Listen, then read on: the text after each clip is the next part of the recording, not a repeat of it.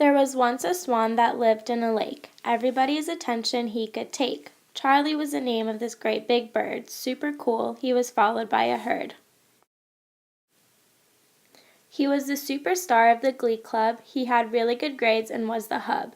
He loved to sing his wonderful swan song. There was never a note he could sing wrong. Charlie had the finest feathers of all, always invited and king of the ball. Everyone knew him from far and from wide. There was no bird that was not on his side. He was even the biggest ladies' man. There was not a girl who was not a fan. The girls always fell for his great vocals. This was well known with all of the locals.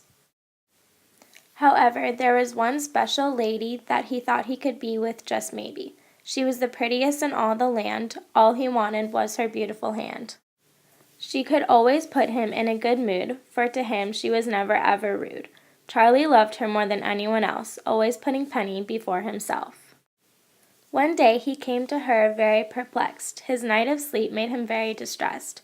Penny inquired, "What is the matter?" He replied, "My brain will soon shatter." He spoke of dreams that entered his mind, out of the ordinary, one of a kind. A very big gator he told her of, full of menace as he towered above. He threatened to harm him and not leave much, his voice and his bones all broken and such. Penny cried, "Do not worry, my handsome prince. This shall never happen, don't even wince. I promise these dreams mean nothing, I'm sure, and I will find a simple, easy cure." Charlie refused to let these visions fade, as he tried to prove the importance made. He whispered to her of infamous dreams and tried to show not all is what it seems. Many examples he would use to prove that he always had to be on the move. These dreams resembled terrifying tales, ones that resulted in death and much fail. Penny then refused to let him say more. "This will never happen to you," she swore. "You are my star, the greatest of them all. I won't let those jealous kids make you fall." Then on one very nice and peaceful day, Charlie was swimming and singing away. Something caught his eye. It was a great beast. It saw Charlie as if he were a feast.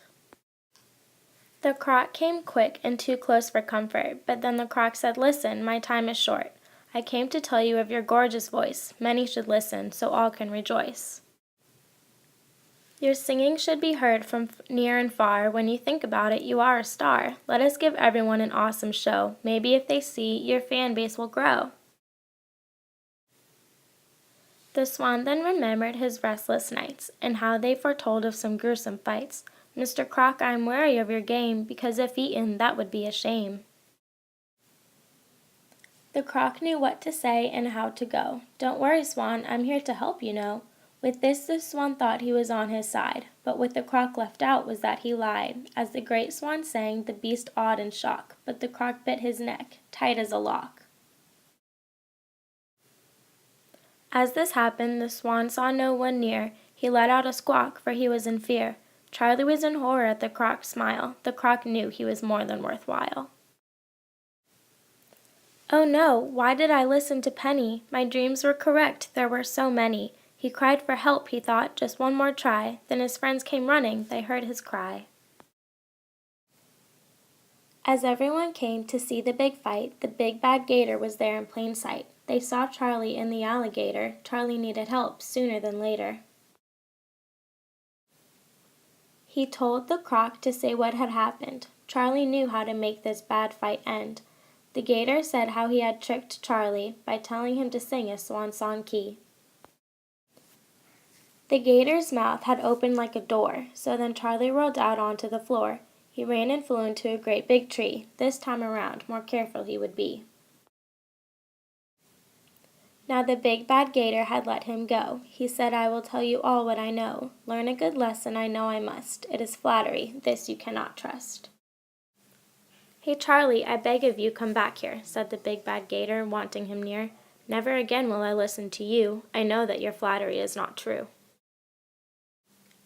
With confidence, this was Charlie's reply. Cheers erupted from animals nearby, and then his love, Penny, gave him a kiss. Charlie said, "I will always love you, miss." Even though his bad dreams had now come true, 'twas only good wits he needed, he knew. Penny said to him, "And now we must go. Prepare your wonderful voice for the show." Charlie was excited to go and sing. After these long days he felt like a king. He had won with his wits and had his love. Now things were perfect, like a well-fit glove.